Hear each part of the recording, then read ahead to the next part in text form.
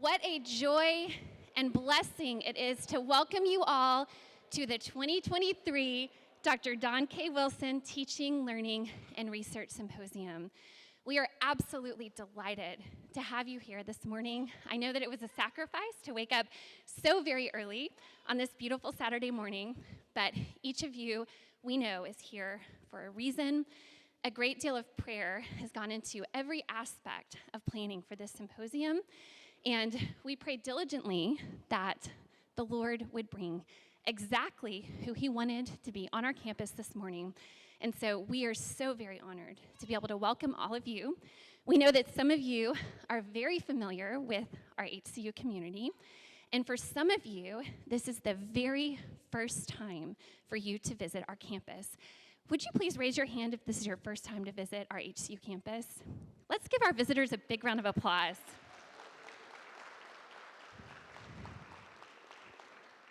We are honored to welcome you. My name is Katie Alanese, and I have the pleasure of serving as the director of our Center for Learning Innovations and Teaching Excellence. I'm also a faculty member in the College of Education and Behavioral Sciences. And before that, I was a student at Houston Christian University when it was Houston Baptist University. And as a student, I had the opportunity to learn from an amazing woman named Dr. Don K. Wilson. She was not only my professor, but she became my mentor and a very dear friend. She was the person who inspired me to move from the second grade classroom to higher education. She inspired me to pursue my doctoral degree. She inspired me to return to HCU because of my love for this university and my love for her as a professor. In 2019, she lost a very brave battle that extended many years to cancer, and she, in her last words, encouraged us all to continue with a tradition that she established of the Teaching, Learning, and Research Symposium. I remember very clearly the last time she was able to host the symposium, and she had wanted the symposium to continue on. And after her passing, after she went to be with the Lord, we decided that it should not only be called the Teaching, Learning, and Research Symposium, but it should be called the Dr. Don K. Wilson Teaching, Learning, and Research Symposium. She would have been so thrilled to see all of you today. She would have been absolutely delighted to know that we had an astronaut as a keynote speaker. She would have been very excited to know that we have such a wide variety of breakout session presenters. She would have been thrilled to know that we have so many guests who are joining us this morning. And so we are very glad to welcome you to the symposium. Speaking of our guests, we have a very special guest this morning. This is Darby Isero. Would you come up to the stage, please? Let's give Darby a big round of applause.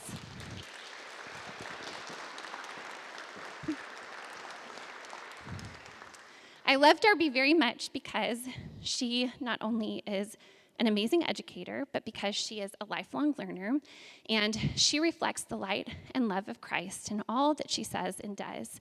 She was recently awarded a very special award. She was chosen as one of 9 people to receive the Baptist Educator Serving Texans Award, which is a very huge honor. Again, only 9 people across the state of Texas are chosen for this particular award. And so she was selected.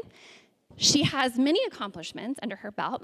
One is that she was selected as the Cottonwood Elementary Teacher of the Year in only her second year of teaching. She faithfully serves her students on a daily basis. She loves them so well. She strives to implement authentic learning opportunities that will prepare them for whatever life holds beyond the walls of the classroom. And so we are so very honored to give her this award today. So I'd like to present this to you. I personally cannot think of anyone more deserving of this award, to be very honest with you. I know her well because I had the opportunity to teach her in educational applications of technology, and we have remained friends since that time. And I can personally say that your students' lives are being impacted in eternal ways because of your investment in their lives on a daily basis. And we want to once again give you a tremendous round of applause.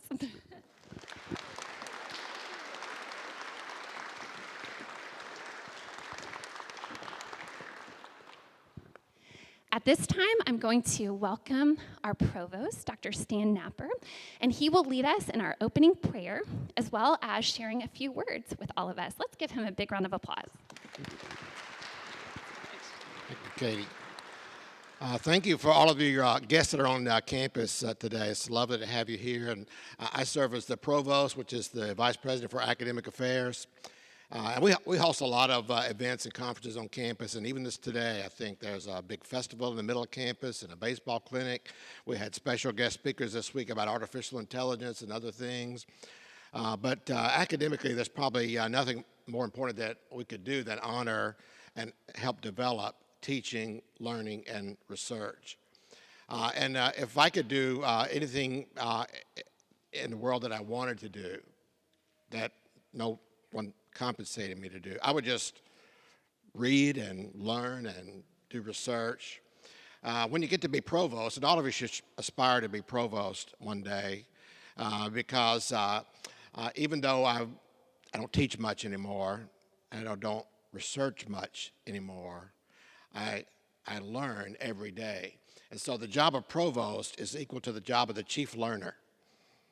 And it's great to learn a little bit about everything that happens on our campus, and even what we're learning today about teaching, learning, and research. And so it's an honor and a privilege. And if you're here visiting, there's so many assets, and you're in this spot that includes some of our crown jewels behind the screen here. I guess we've hidden it from you, but the Bible Museum is amazing, and you will learn about the Word of God as it has been brought to us and preserved for us so that we can learn from Him what He's made available to us so that we can learn about Him, and learn to love our God. And so I want to bow before Him today, with you today in a short prayer as you begin your symposium. Father God, we do praise you, we love you, we thank you for all that you've done for us. We thank you for the privilege of living in this place at this time. We thank you for the purpose you've given us in life. We thank you for these students, these parents, these teachers that are here today. Thank you for their commitment to learn more, to be motivated and excited and engaged in the things that you've called them to do. I thank you for those on our faculty and staff that organize this event and dedicate themselves to the students at Houston Christian University, and to our partners and networks and our graduates and alumni.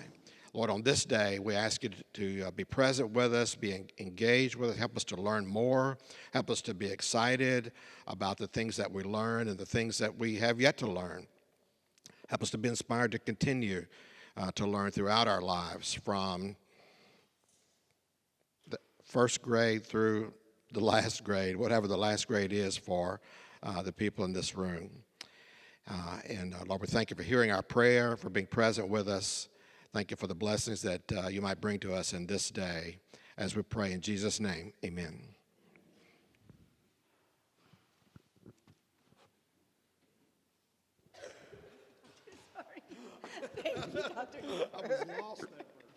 Good morning, ladies and gentlemen and students. I am privileged and honored to introduce to you our keynote speaker. He's a distinguished astronaut with an impressive 15-year career at NASA, including 4 space missions on space shuttles, the Russian Soyuz spacecraft, as well as on board the International Space Station. During his spaceflight career, he has logged in nearly 230 days in space, including 6 spacewalks. He is not only a distinguished astronaut, in addition, he is also an incredible, accomplished individual in the world of academics. He earned his PhD in chemical engineering at the University of California in Santa Barbara, and he is committed to not only education but research, which extends to his affiliation with Rice University and Baylor College of Medicine. His space experience His commitment to advancing the science and education makes him the perfect person to guide us today in this incredible journey and exploration and knowledge. Please join me in welcoming Dr. Leroy Chow. Thank you so much. Great, thank you, Dr. Nipper, and thank you, Dr. Alanis. It's really a pleasure for me to be here today. And so I've lived in the Houston area for over 30 years now, and it's always wonderful to come out and connect with the local folks in the community. So I'm going to go ahead and start us off with a, oh, where'd that intro video go? No intro video. No, wait a minute. Oh, here we go. There we go.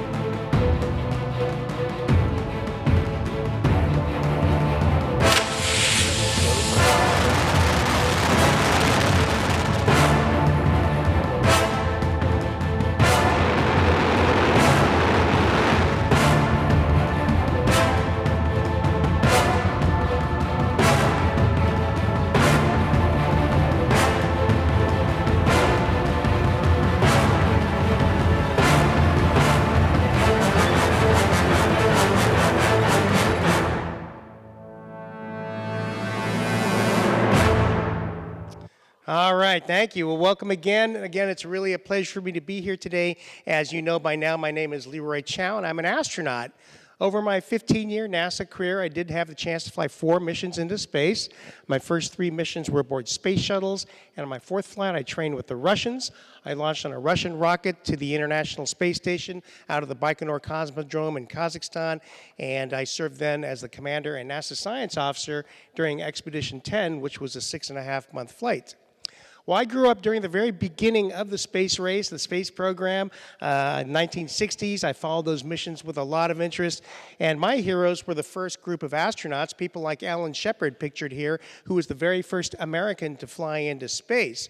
But it really was the Apollo moon missions that captured my imagination and made me start to dream about wanting to become an astronaut myself.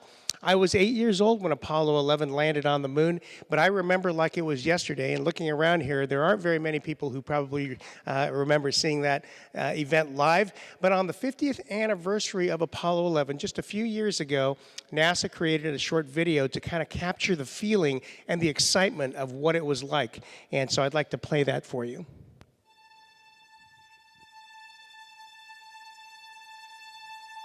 At 15 seconds, guidance is internal.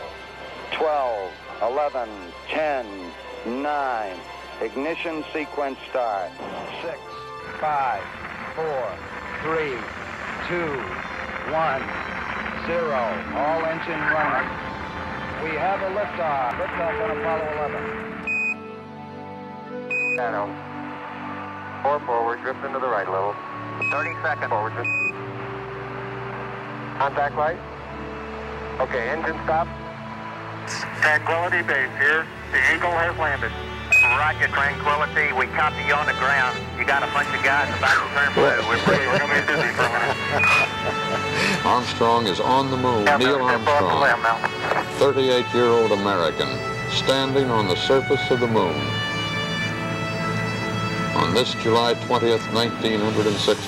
It's one small step for man. One giant leap for mankind. Oh, that looks beautiful from radio. It has a stark beauty all its own. It's like much of the high desert of the United States. It's different, but it's very pretty out here. Beautiful, beautiful. Isn't that something? Magnificent sight out here. Magnificent desolation. Tranquility Base, Houston. Guidance recommendation is pings, and you're cleared for takeoff. Roger, understand. We're number 1 on the runway. 7, 6, 5, engine arm ascent.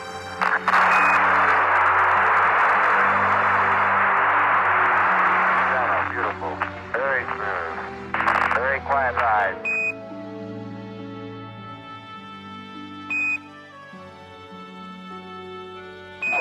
Apollo 11, this is Hornet, over. Apollo 1, this is Apollo 11, reach your launch course, our position 1330.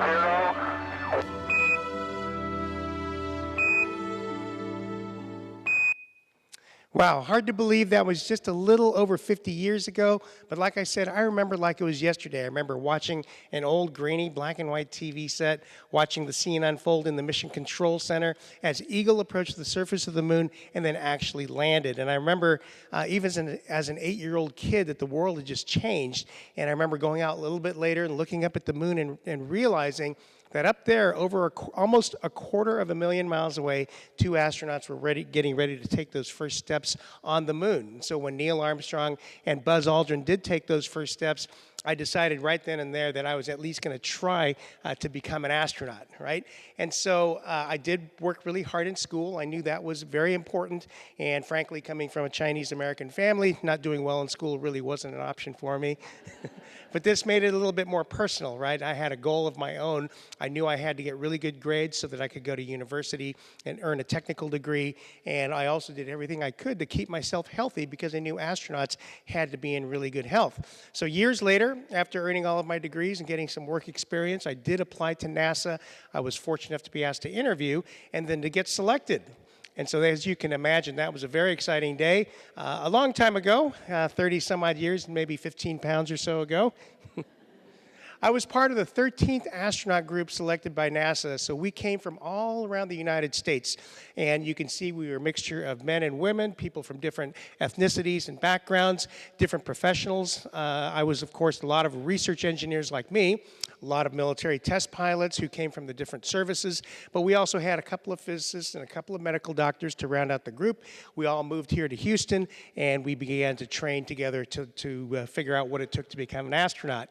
2 years later, I was assigned to my first mission. So this was getting one step closer to that first flight, that first exciting flight.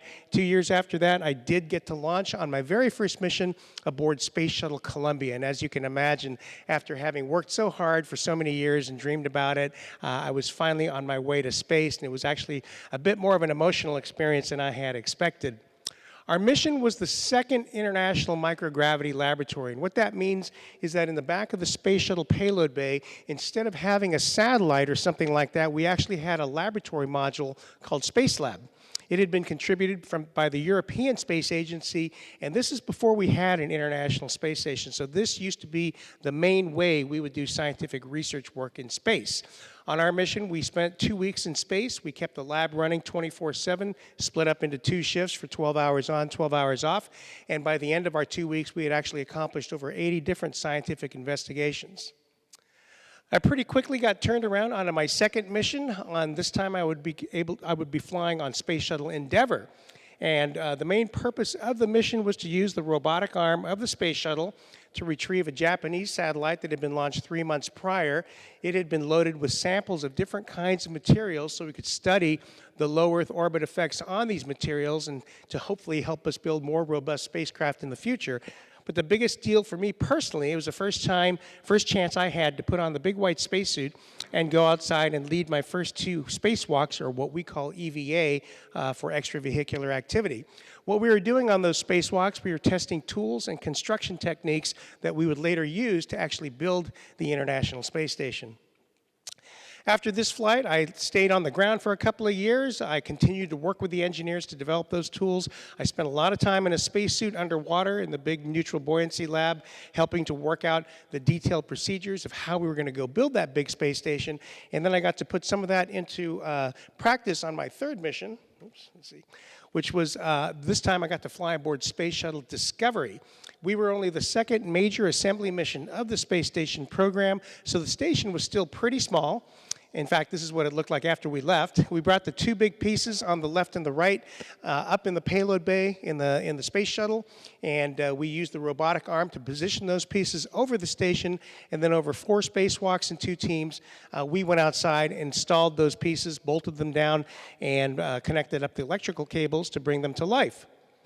We also installed the main data link between the station and the ground. So even today, all the high data rate stuff, the video that you see coming down, the data from the experiments, even some of the vehicle telemetry, all flow through that antenna into the satellite system, down to the ground, and over into the Mission Control Center. After the landing of Space Shuttle Discovery, somehow 10 years had passed. And so I was trying to figure out what I was going to do next, having 3 Space Shuttle missions under my belt. And that's when the chief asked me to join the Expedition Corps. And this is something I hadn't thought very much about before, because up until that point, my career had mostly been geared towards helping to figure out how we're going to build that big space station and then participating in that construction process. Now I was being asked to shift gears a little bit. I would still be a flyer, but no longer would I be training to go fly a 2-week shuttle mission. Now I was being asked to train to go live and work aboard the station on what turned out to be a 6.5-month flight. So I did take a couple of days to think about it. I wasn't absolutely sure I wanted to live for over half a year in space in basically a series of tin cans. And even after I decided that I did want to have that experience, the bigger commitment was training. I was going to be training for at least 3.5 years for this flight. Half of that time would be spent in Russia, in Star City, the functional equivalent of the Johnson Space Center here. That's because Russia is the other major partner of the ISS program. I had to learn the Russian language. I had to learn it pretty much to a fluent level, because not only did I have to go train on their modules with their instructors, their procedures, work with their mission controllers and mission management, I also was going to fly as the co-pilot on the Russian Soyuz spacecraft on their rocket. And so it was really motivated to learn the language well. And I'll tell you, that's the hardest thing I've done since leaving university. But it was also very rewarding. It was really satisfying. And that kind of brings me to just a comment for the young people here. If you do have an opportunity in your future to go abroad, maybe study abroad for a semester or a year, or to go live in another country in your young professional life, I encourage you to do that. It really does kind of open up your perspective and your horizons. Flying aboard a Russian Soyuz spacecraft was a very different experience than flying aboard a space shuttle. If you've seen the space shuttles or seen the mock-ups or videos, the shuttle was huge, very large, very big, capable spacecraft. Even inside with 7 astronauts and our seats deployed, we still had plenty of room to stretch out our arms and legs, very comfortable. Definitely more of a business class seating arrangement. Russian Soyuz, a very small capsule. The outside diameter of the base is only 3 meters, so the inside's a lot smaller. You can see it takes 3 of us in there in our pressure suits with our knees pushed up towards our chests. Very uncomfortable, but and we're in this position for about 6 hours, by the way. And so you kind of have to really want it, but it is the most reliable spacecraft ever designed and built and operated, so it does hold a special place in my heart. Flying from the Baikonur Cosmodrome was also a very different experience than launching aboard a space shuttle out of Cape Canaveral down at the Kennedy Space Center. But in either case, it only takes about 9 minutes to get from the launch pad up into low Earth orbit to our orbital speed of about 17,500 miles an hour. This is Salajan Sharipov. This is my crewmate for the long haul. There were only 2 of us for the long haul back then. We were flying only about 1.5 years after the Space Shuttle Columbia accident, so the space shuttle was still grounded. We needed to keep flying, keep the station going in order to be able to get the shuttle flying so that we could finish construction. We needed the space shuttle to bring up the rest of the big pieces, the modules, truss elements, solar arrays, large spares. And during that time, in the interim, with using only Russian assets back then, we could only supply a crew of 2 with the essentials of food, water, and of course, oxygen. So Salajan, I like to call the brother I never had. I grew up with 2 sisters. He and I were a very like kind of temperament and got along very well. He was a fighter pilot. He was a colonel in the Russian Air Force. In fact, at the time, he was the youngest full colonel in the Russian Air Force. He got to fly some of the cool airplanes I had only learned about in books, back when I was young. Even though he was a Russian Air Force colonel, his family was originally from Uzbekistan, and he was born and raised in neighboring Kyrgyzia in Central Asia. So just a little piece of trivia, he and I comprised the first all-Asian heritage crew in space. Main purpose of the station is research work, so we did as many experiments as we could, but as I said, our main job was maintenance and repair, our string of missions during that time while the shuttle was grounded. So we did everything we were supposed to, kind of change out all the filters, the light bulbs, things like that, and then we also fixed things that broke down, sometimes things that were never supposed to break down, and we had to work with the control centers to figure out how to get all that done. We did get to do 2 Russian spacewalks, and this was a real special treat for me because I had become a specialist in using American spacesuits and American tools, and this was a chance to put on their suit and go outside and do some work. What we did on our 2 spacewalks, we went outside and installed a remote-controlled robotics experiment. We retrieved experiment packages that had been left outside by previous crews so we could bring them back to the ground for the scientists to analyze. And we furthered space station construction by installing navigation antennas that would be used by future cargo ships bringing supplies and equipment up to the ISS. Saljan deployed a little nanosat, just a little coffee can-sized satellite, and a little communications experiment, and he did that just by throwing it off the back of the station. Well, spaceflight really is a magical experience. It's a life-changing experience. I don't think anyone flies into space without some pretty serious reflections and thoughts about what it's all about. Excuse me, Mark. Our favorite thing to do while we're up in space is to take pictures of the Earth. Every time we have a break, we're always at the windows with a camera and shooting pictures. On this mission alone, I think I shot about 16,000 photos of the Earth. So I'd just like to share a few with you. This is looking over the Himalaya Mountains into China, and from our perch of about 280 miles up, the snow-capped mountains look pretty small, but remember, buried down in there somewhere is Mount Everest, the tallest peak on the Earth. Here's some places from around the world. This is Beijing, the capital of China. Light snowfall helping to bring out some of the details there. You can see the ring roads around the center. In the very middle, you see a rectangle. That's the Forbidden City. That's the palace where the old Chinese emperors used to live. Here's New York City, Manhattan, again showing you what's possible on a clear day with a little bit of practice and good lighting conditions. This is all handheld photography, by the way, so you can see details in Central Park. You can see, of course, the skyscrapers. You can see boats in the east and the Hudson Rivers. Here's the southern tip of Florida. This is one of the most beautiful areas in the world. South Florida and the Bahamas. The blues and greens are unlike anywhere else in the world, and they kind of jump out at you. Here are glaciers in Patagonia in Argentina. You know, as a technical person, the thought of glaciers being ice that flows didn't really make a lot of sense to me. But as you can see from this picture, that's exactly what they are. Here are the Great Pyramids at Giza, and you can see the two big ones in the middle pretty clearly. If you look down from the two big ones, you can make out the third smaller one. And if you look out to the left of the third smaller one, you can make out the outline of the Sphinx.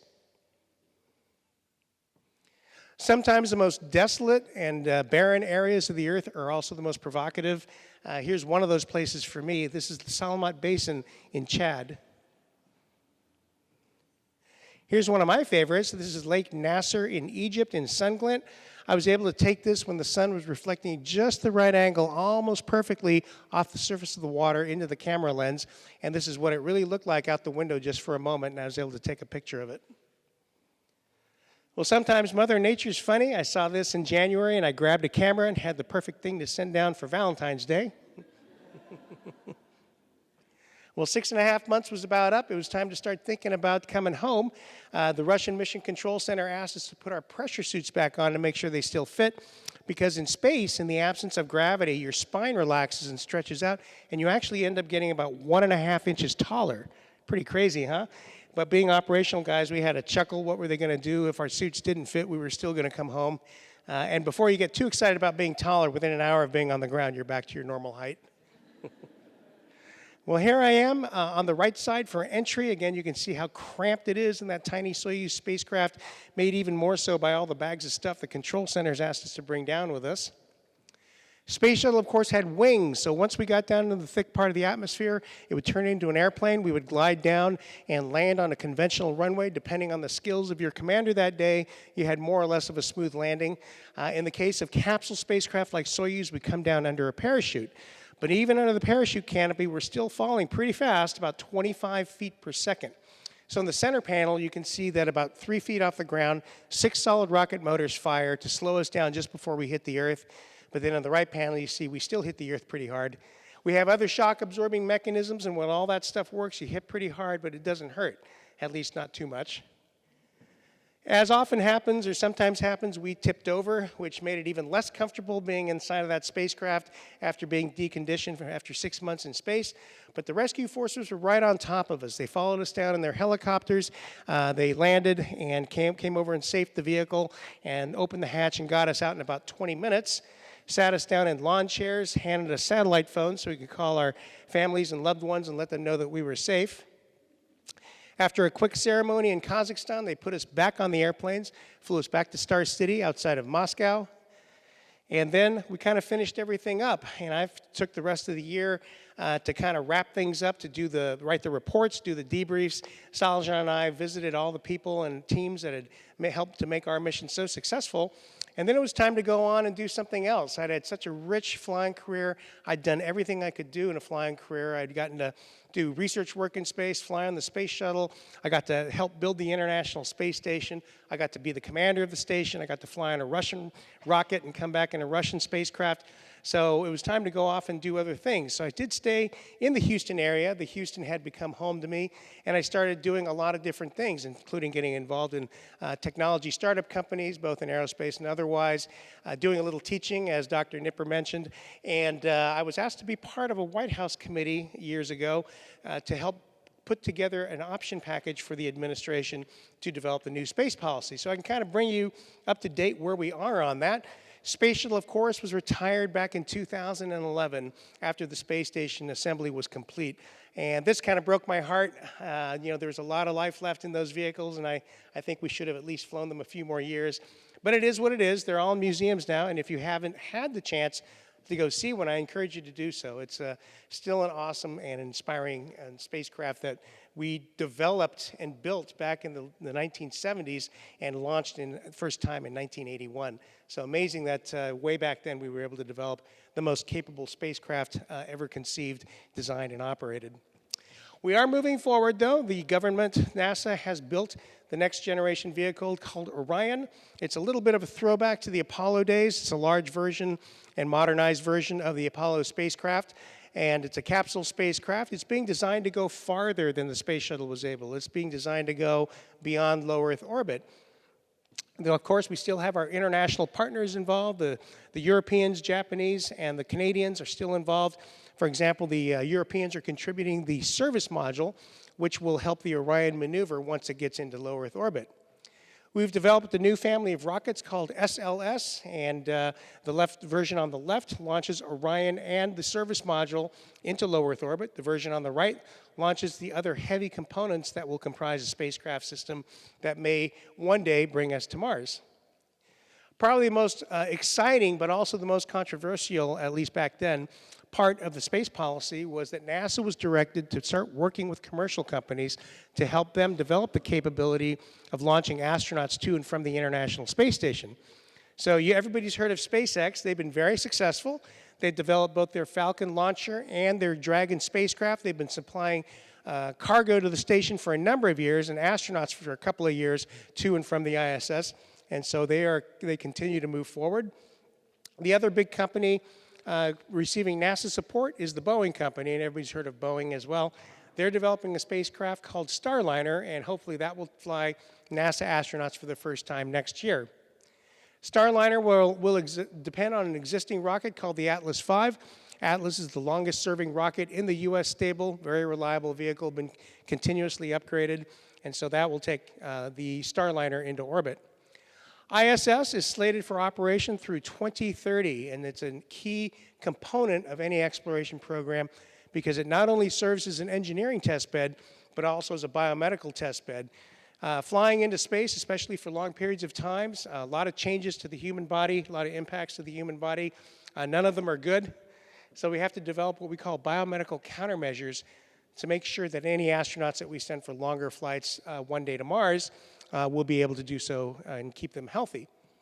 There's been a pivot back to the moon some years ago, as you're aware, and I think this is absolutely the right thing to do. There are a number of reasons to go back to the moon.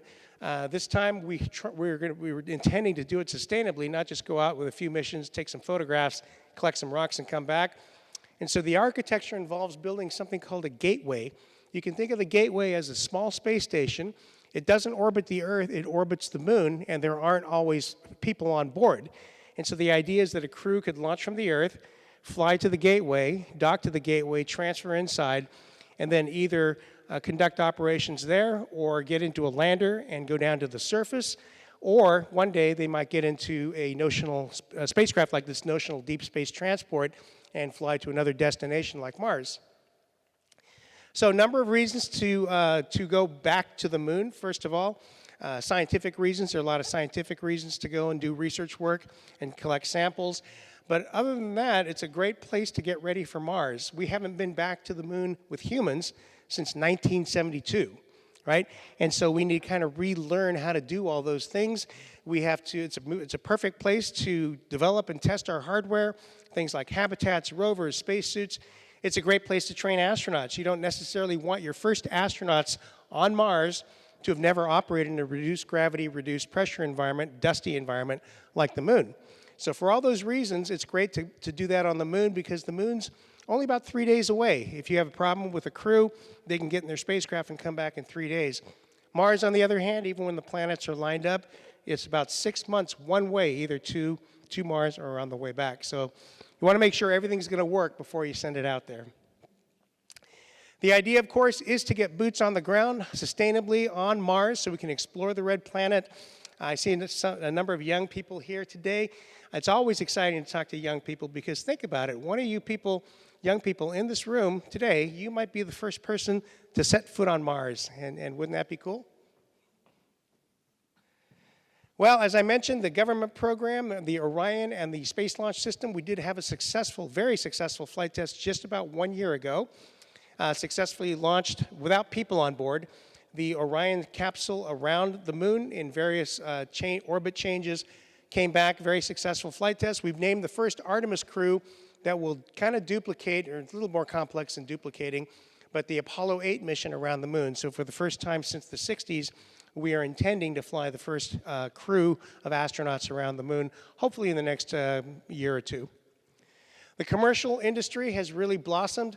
Virgin Galactic is flying paying customers now to the edge of space. They don't go into orbit, they just touch space and come back down, but the passengers on board do get that view of the Earth, and they do get the experience of weightlessness for a few minutes. And so if you can afford it, this is one way to get that experience. Jeff Bezos' company, Blue Origin, also is conducting operations to the edge of space, just going up and touching space. But they've designed a capsule-type spacecraft that comes down under a parachute, but it gives you the same kind of experience. It gives you the view of the Earth and the horizon out there looking out into deep space, and also gives you a few minutes of weightlessness. SpaceX, they've been using their Dragon spacecraft for NASA astronauts, but also selling commercial missions. They've flown actually a few commercial missions already and intend to continue doing so. And so a lot of things are opening up. It's pretty exciting. There's also been something going on lately called the Great Space Race, and this is all SpaceX so far. They've really stood the launch industry on its head. Okay, SpaceX innovated and pioneered technologies and operations that the experts said were impossible, right? Like recovering first stage boosters on a regular basis, refurbishing them, and then economically flying them again.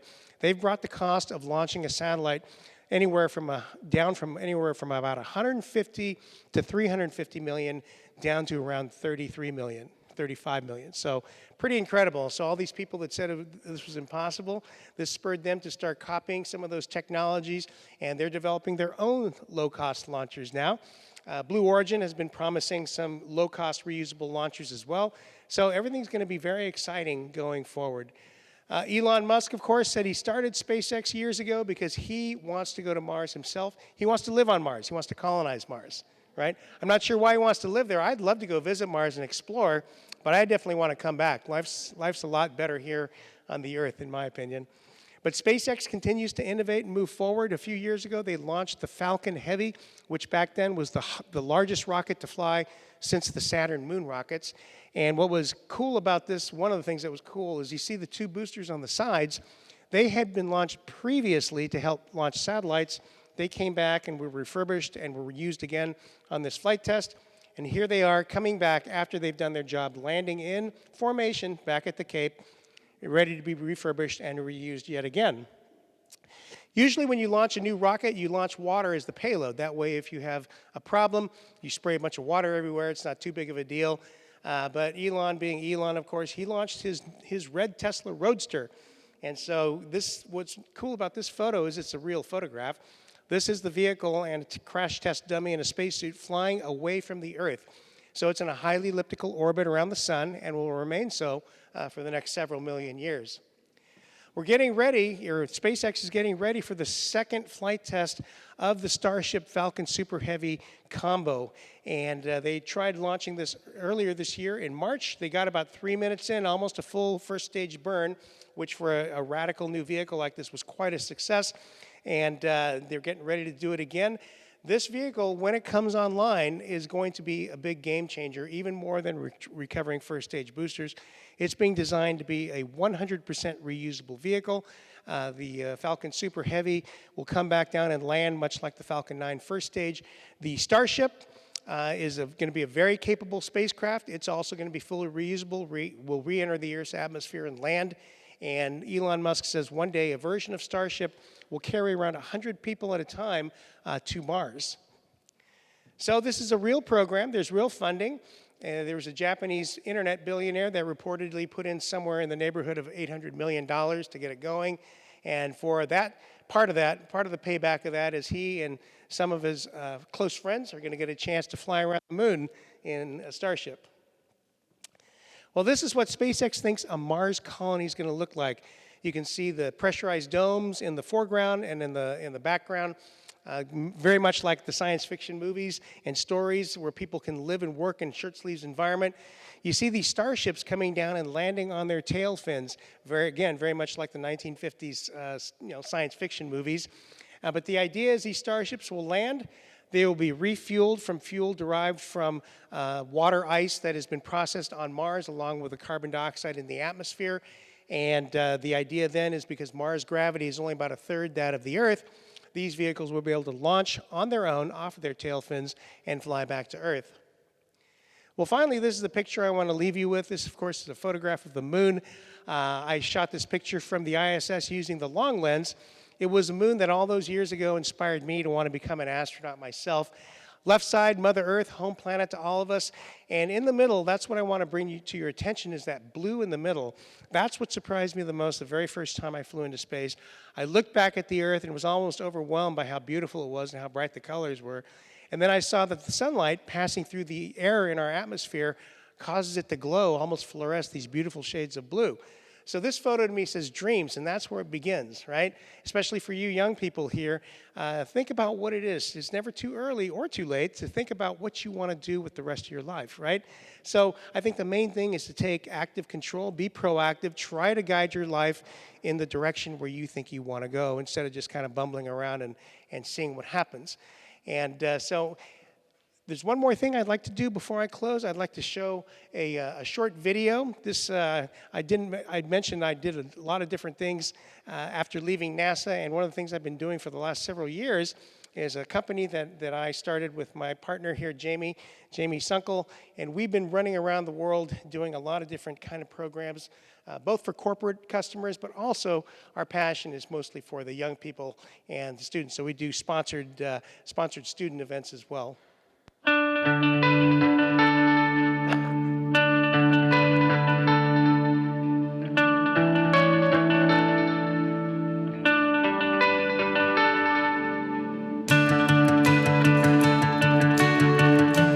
The key to innovation is collaboration, curiosity, and creativity.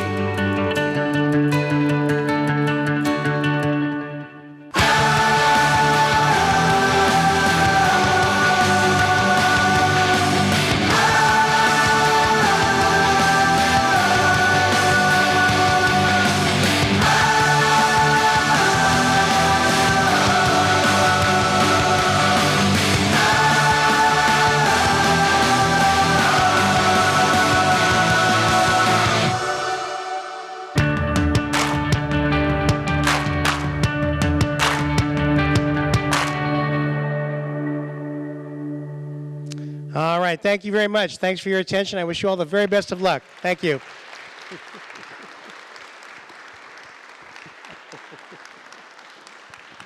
What an absolutely fascinating opening session. I thoroughly enjoyed it, and I'm sure that each and every one of you thoroughly enjoyed all of the pictures and the amazing experiences you shared. Thank you so much. We have a gift for you to thank you for the gift of your time. Awesome job. Let's give Dr. Chow one more big round of applause. Thank you so much.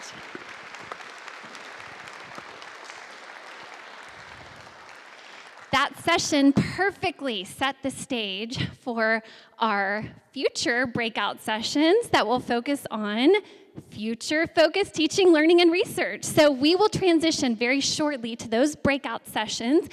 At this time, I would like to ask all of our breakout session presenters to please stand so that you can be recognized. If you are sitting here in this room, please go ahead and stand so that we can give you a big round of applause.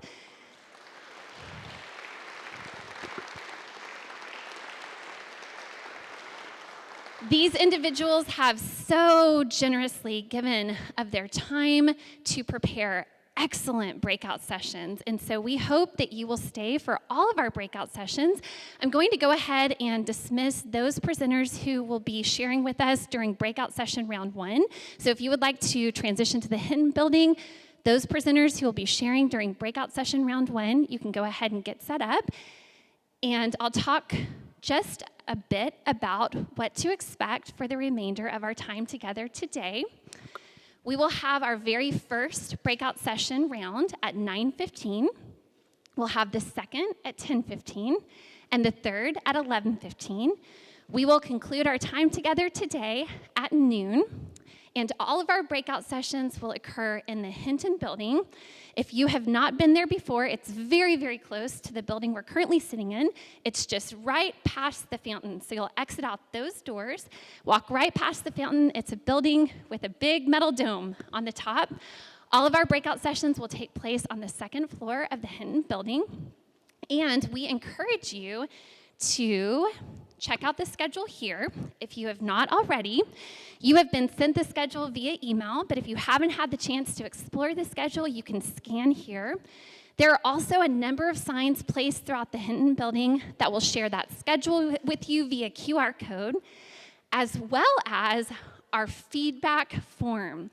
We would be very interested in your feedback regarding each of our breakout sessions, and those who complete feedback for all 4 sessions who share via the form that you can access through the QR code that is on the signs in the Hinton building will receive 4 CPEs, continuing professional education credits. And so you will want to be sure to share your feedback in order that you can earn those 4 credits. We'll send you a certificate within a week of the symposium. So in just a moment, I'm going to dismiss us all. I do want to let you know that Dr. Chow has very graciously agreed to stay for just a bit today in order that you can meet him, if you would like to meet him, in order that you can take a picture. And so we, again, are so grateful for the time that you have given.